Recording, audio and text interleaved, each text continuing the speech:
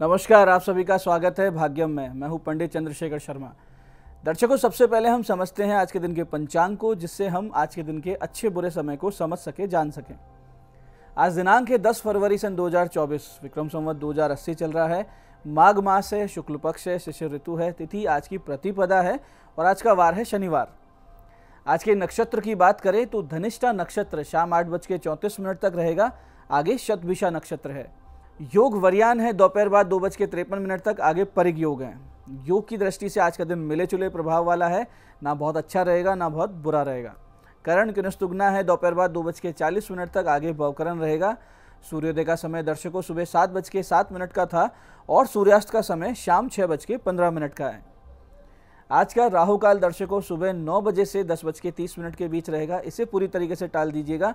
इसमें कोई शुभ कार्य नहीं करते हैं और लंबी यात्रा पे नहीं निकलना चाहिए। अभिजीत मुहूर्त आज दोपहर 12:19 से 1:03 के बीच है। दिन में 4 बार दुष्ट मुहूर्त भी रहेंगे। हालांकि चारों दुष्ट मुहूर्त सुबह बहुत जल्दी निकल रहे हैं, फिर भी रोजाना इन्हें समझें और सूझबूझ से टाल दिया करें। आज के दुष्ट मुहूर्त हैं सुबह 7:07, 7:51, 7:52 और फिर सुबह 8:36। आज का दिशाशूल दर्शकों पूर्व दिशा में, तो पहले कोशिश यही कि पूर्व दिशा की यात्रा को हम टाल दें, लेकिन अगर आज जाना बहुत जरूरी है, पूर्व दिशा की यात्रा करना अनिवार्य है, तो इसका परिहार करें। परिहार इस प्रकार होगा कि जब आप यात्रा पे निकलें तो पूर्व की ओर मुख करें और थोड़ा सा अदरक का टुकड़ा या उड़द के दाने खाकर पहले 5 कदम पीछे चलें और इस दौरान अपने हृदय में ध्यान करें अपने इष्ट का और भगवान श्री राम का नाम लें, उनसे प्रार्थना करें और फिर ये यात्रा करें। यात्रा भी सुंदर रहेगी, सुरक्षित रहेगी, कार्य सिद्ध होंगे और आपको दिशाशूल नहीं लगेगा। आज का शुभ समय दर्शकों यानी कंपैरेटिवली आज का सबसे अच्छा समय वो है दोपहर 1 बजे से लेकर दोपहर बाद 4:50 तक, फिर शाम 6:15 से 7:50 तक। पूरे दिन की अपेक्षा ये अच्छा समय है, तो कोई अच्छी कोशिशें करें, इसी समय में कीजिएगा। आज की चंद्र राशि दर्शकों मकर है, सुबह 10:02 तक। आगे चंद्रमा कुंभ राशि में प्रवेश कर जाएंगे, जिससे आज का ये दिन सभी 12 राशियों के लिए कुछ इस प्रकार रहने वाला है। सबसे पहले बात करते हैं हम मेष राशि की। तो जो मेष राशि वाले हैं उनकी मनोकामना होती हुई दिख रही है पूरी। वृष राशि वालों को मिलेगा करियर में एक अच्छा उछाल। मिथुन राशि वाले भाग्य का पाएंगे पूरा साथ और कर्क राशि वाले स्वास्थ्य पर थोड़ा विशेष ध्यान दें। वहीं सिंह राशि वाले जो अविवाहित हैं उनको मिल सकता अच्छा रिश्ता और कन्या राशि वाले शत्रुओं पर रहेंगे आज हावी। तुला राशि वालों की विद्वत्ता बहुत अच्छी आज एक्टिव रहेगी और जीवन के निर्णय बहुत सुंदरता से बोलेंगे। वृश्चिक राशि वाले अपमानजनक स्थिति का सामना आज आपको करना पड़ सकता है और वहीं धनु राशि वाले पाएंगे अपने दोस्तों से समर्थन और मकर राशि वालों का निवेश देगा कोई लाभ, यानी पुराना निवेश भी दे सकता है और आज का कोई इन्वेस्टमेंट भी। कुंभ राशि वाले रहेंगे भ्रमित, तो थोड़ा सा आज कंट्रोल्ड रहें, बहुत ज़्यादा अपना कोई ऐसा डिसीजन ना लें जो बहुत ज़्यादा परेशान कर सके। मीन राशि वालों को हो सकता है कोई बड़ा नुकसान, तो सावधानी से करें निवेश या पूरी तरीके से टाल दें आज के दिन की कोई भी इन्वेस्टमेंट। अब करते हैं आज के दिन की ज्ञान चर्चा, जो आपकी हमारी अंतर्दृष्टि को, प्रज्ञा को जागृत करेगी। फिर आगे समझेंगे उन विशिष्ट उपायों को जो आपको समस्याओं से बाहर ले आते हैं और जीवन में सफल बना देते हैं। अंत में करेंगे आज के दिन की ज्योतिष मंत्रणा और समाधान। दर्शकों, एक बहुत ही सुंदर श्लोक है, इसे ध्यान से समझिएगा और इसके गहरे अर्थ को भी फिर हम समझेंगे। श्लोक इस प्रकार है कि अप्रियस्य च पथस्य वक्ता श्रोता च दुर्लभ है। छोटा सा श्लोक है। इसका अर्थ है कि अप्रिय यानी कठोर बोलने वाला, किंतु पथ्य यानी सही मार्ग बताने वाला और हितकारी बोलने वाला वक्ता इस संसार में बहुत ही दुर्लभ होता है और साथ ही साथ ऐसी वाणी सुनने वाला श्रोता भी दुर्लभ होता है। देखिए दर्शकों, कड़वा लेकिन हितकारी बोलने वाला सदैव आपका अपना खुद का शुभ चिंतक होता है। उसे आपसे कोई अपेक्षा नहीं होती, उसे आपसे कुछ भी नहीं चाहिए, वो बस आपका भला हो यही मंशा रखता है। तो ऐसा बोलने वालों में अगर इतिहास में हम देखें, हमारे धर्म इतिहास में, तो महात्मा विदुर जी बहुत ही कड़वा बोलते थे लेकिन हमेशा हितकारी बोलते थे।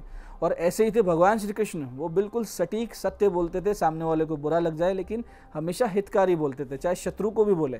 तो यथा समय यथावत बोलना इनका धर्म था और भगवान श्री कृष्ण तो बोलने के साथ साथ क्रियान्वित भी कर देते थे, उस कार्य को कर देते थे, यानी सलाह भी देते थे और आगे बढ़कर सहयोग भी देते थे।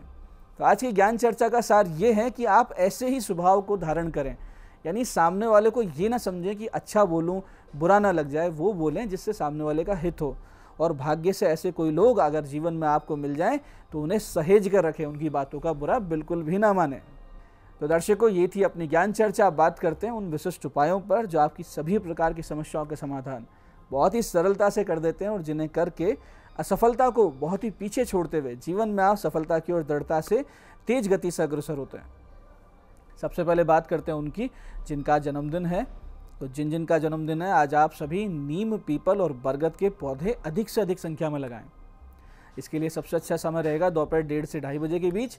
निर्धनों को भोजन करवाएं। सूखे नारियल गिट में, यानी जो गोला होता है उसमें भुना हुआ आटा, शक्कर, घी, तिल मिलाकर चींटियों के बिल के पास जाकर गाड़ कर आएँ और उन्हें प्रणाम करके आएँ। ऐसा करेंगे, ये दोनों तीनों काम छोटे छोटे, तो आने वाला पूरा वर्ष बहुत ही सुख शांति से, समृद्धि से बीतेगा, इसमें कोई संदेह नहीं। ऐसे ही दर्शकों, बहुत बार व्यक्ति के लगातार प्रयासों के बाद भी कार्य सिद्धि नहीं होती। आप जहाँ भी प्रयास करते हैं या तो मना हो जाता है या फिर अनावश्यक विलंब होता है, यानी बिना किसी कारण आपको लटकाया जाता है। ऐसा अक्सर जन्म पत्रिका में विपरीत दशा या बहुत ही ज़्यादा कमज़ोर भाग्येश, यानी भाग्य का जो मालिक है बहुत कमज़ोर स्थिति में हो, तब ऐसी स्थिति बना करती है। तो ऐसी स्थिति में योग्य विद्वान से, ज्योतिषी से अपनी जन्म पत्रिका का अध्ययन करवाइए, विश्लेषण करवाइए और इन दोषों का उपचार करवाइए। साथ साथ एक विशिष्ट साधना के द्वारा आप भगवान गणेश जी को प्रसन्न भी कीजिए। इसके लिए सफ़ेद चंदन या श्वेतार्क से बनी हुई गणेश प्रतिमा की स्थापना अपने घर में कीजिए। छोटी सी लीजिए, अंगुष्ठ प्रमाण की, और नित्य पंचोपचार से उनका पूजन कीजिए। प्रतिदिन भगवान को खीर और बेसन के लड्डू का भोग लगाएं और मूर्ति को सफ़ेद फूलों की माला ही अर्पित करें। साथ साथ सफ़ेद तिल और दूध द्वारा भगवान को नित्य स्नान करवाइए और इस प्रकार के विधि विधान के पूजन के साथ इस बहुत ही विशिष्ट मंत्र का 40 मिनट जाप 21 दिन तक आप कर लीजिए। मन लगाकर ध्यान से कीजिएगा, आपके जीवन से असफलता नामक शब्द पूरी तरीके से हट जाएगा। लगातार आपके कार्य एक के बाद एक सिद्ध होने लगेंगे। जो मंत्र करना है वो इस प्रकार है, ध्यान से समझिएगा। ओम गंग गणपते सर्व विघ्न हराय सर्वाय सर्व गुरुवे लंबोदराय ह्रीम गंग नमः। मंत्र फिर से समझते हैं। ओम गंग गणपते सर्व विघ्न हराय सर्वाय सर्व गुरुवे लंबोदराय ह्रीम गंग नमः। तो इसे कीजिए और अपने जीवन में कैसे आप सफल होते हैं आप खुद देखिए। ऐसे ही दर्शकों, नेत्रों की रोशनी यदि कम होती जा रही हो तो जन्म पत्रिका में सूर्य और चंद्र की स्थिति का अवलोकन करवाइए। साथ ही जन्म पत्रिका के द्वितीय और द्वादश भावों का भी अध्ययन करवाइए, जिससे भाव शुद्धता या दोषों का ज्ञान हो सके। इसके अलावा नित्य भगवान सूर्य को अर्घ, सूर्य नमस्कार करना, उगते हुए सूर्य पर त्राटक करना और आदित्य हृदय स्तोत्र के 5 पाठ और चाक्षुष उपनिषद के 11 पाठ नित्य करने से नेत्रों संबंधित सभी विकार दूर हो जाते हैं। इसके साथ साथ एक छोटा सा लेकिन बहुत ही सटीक प्रयोग आप नित्य करते रहें तो बहुत ही शीघ्रता से नेत्रों को आरोग्य की प्राप्ति हो जाती है। करना सिर्फ ये है कि नित्य जब भोजन करें तो भोजन के बाद में, यदि भोजन कर चुके हों, इस मंत्र को अंजुलि में जल भरकर 9 बार जपें और इस जल से अपने दोनों नेत्र धो लें। इससे आप बहुत ही शीघ्रता से स्वस्थ नेत्र पाएंगे और बहुत ही सारी पीड़ाएं जो आंखों से संबंधित समस्याएं वो दूर हो जाएंगी। जो मंत्र करना वो इस प्रकार है, ध्यान से समझिएगा। श्रेय जातश्च सुकन्याश्च च्वनम शक्र भशक भोजनांते स्मृतश्च तस्य नेत्रम न नश्यति। फिर से समझिए। श्रेय जातश्च सुकन्याश्च च्वनम शक्र भशक भोजनांते स्मृतश्च तस्य नेत्रम न नश्यति। सरल सा प्रयोग है, 9 बार करना है, आप कीजिए, बहुत ही आनंद आएगा। आपको धीरे धीरे पता लगेगा कि आंखों की रोशनी भी धीरे धीरे से सबल होती जा रही है। इसी प्रकार दर्शकों, जीवन के सभी पक्षों में लगातार परेशानी बनी हुई हो, धन पक्ष समाप्त हो गया हो, मान सम्मान समाप्त हो रहा हो, घर में अशांति बनी रहती हो और ऐसा लगे कि जीवन की आस भी समाप्त हो रही हो, तो ऐसी बहुत ही विपरीत परिस्थिति में माता दुर्गा के अति दिव्य गोपनीय स्वरूप शरणागत शांति दुर्गा के सामने आपको जाके शरण हो जाना चाहिए। इस उपाय में आप भगवती के मंदिर जाएं, सजल नारियल लेकर, चुनरी लेकर, 5 प्रकार के फल लेकर, 5 प्रकार के मिष्ठान लेकर सभी वस्तु अर्पित करें, 5 कन्याओं को भोजन या मिठाई भेंट करें और भगवती को अपनी समस्या कहकर आशीर्वाद की कामना से इस विशिष्ट मंत्र का जाप नित्य आधा घंटा करना शुरू कर दें। कुछ ही दिनों में समस्याएं ऐसे शांत होगी जैसे समुद्र पर उठी हुई लहर वापस समुद्र में गिरकर लोप हो जाती है। जो मंत्र करना है ध्यान से समझिएगा, बहुत ही छोटा सा मंत्र है, मन से कीजिएगा। मंत्र इस प्रकार है। दुर्गा देवीम शरणमहम प्रपद्ये, दुर्गा देवीम शरणमहम प्रपद्ये। 30 मिनट नित्य जाप करें। इसके अलावा दिन भर भी इसका मानसिक जाप आप कर सकते हैं और वो करते रहेंगे तो विशिष्ट कृपा की प्राप्ति और अनुभूति आपको निश्चित रूप से होगी। तो ये थे आज के विशिष्ट उपाय जो आपको समस्याओं से बाहर ला रहे हैं, मनोकामनाएं आपकी पूरी कर रहे हैं। अब बात करते हैं आपके सवालों की। आपके सवालों में आज हमारे पास जन्म पत्रिका आई है अविनाश जैन जी की कोटा से। 8 अप्रैल 2000 का इनका जन्म है, कोटा, सुबह 4 बजे। बहुत तनाव आ गया है, यानी डिप्रेशन बहुत ज़्यादा हो गया, उपाय बताएं। अविनाश जी, आपके लगन का मालिक शनि नीच राशि में, लग्नेश नीच राशि में, यानी मनोबल बिल्कुल टूटा हुआ है। हालांकि उसका नीच भंग हो रहा है, लेकिन इसका अर्थ ये नहीं कि पूर्णतः नीचत्व का फल हट जाएगा। आपके तनाव का कारण शनि का बहुत ज़्यादा कमज़ोर होना है, तो शनि के जप करवा लीजिए, एक बढ़िया सा पन्ना पहन लीजिए ताकि आपकी तार्किकता बढ़ जाए, क्विक विट हो जाए आपकी। और भगवान भैरव जी की नित्य पूजा शुरू कर दीजिए, क्योंकि अभी आपके राहु महादशा चल रही है और गुरु का अंतर। 2024 के मध्य तक आप धैर्य बनाए रखें, आगे सब कुछ ठीक होने लगेगा। आज की दूसरी पत्रिका हमारे पास आई है हमारे दर्शक सुशील जी की, कुचामन से। 23 दिसंबर 1989 का इनका जन्म है, 3:20 सुबह, कुचामन। भाग्योदय देश में हो गया विदेश में, और जीवन में समस्याएं क्या है, इनके प्रश्न है। देखिए, निश्चित रूप से विदेश में ही लाभ दिख रहा है, लेकिन भाग्य कमजोर होने से आपका ये योग या कोई भी अच्छा योग टल जाता है, और कुछ आप एफर्ट्स भी कम ही कर रहे हैं। तो आप एक छोटा सा काम करें कि घर के उत्तर दिशा में आप एक मोगरे का और एक गेंदे के फूलों का पौधा लगाइए और उनकी देवी स्वरूप में सेवा कीजिए। गले में एक पन्ना पहन लीजिए। घर में पूर्व दिशा में जो दोष आ रहे हैं आपकी जन्म पत्रिका को देखते हुए, उनका उपचार करवाइए किसी अच्छे वास्तुशास्त्री को दिखाकर। फिर आपके विदेश में काम और बसने के योग प्रबलता से बन जाएंगे। आज की तीसरी पत्रिका ये हमारी दर्शक नेहा जी की। 22 मई 1997 का जन्म है, रात्रि 11:15 जयपुर। प्रश्न है, विवाह कब होगा?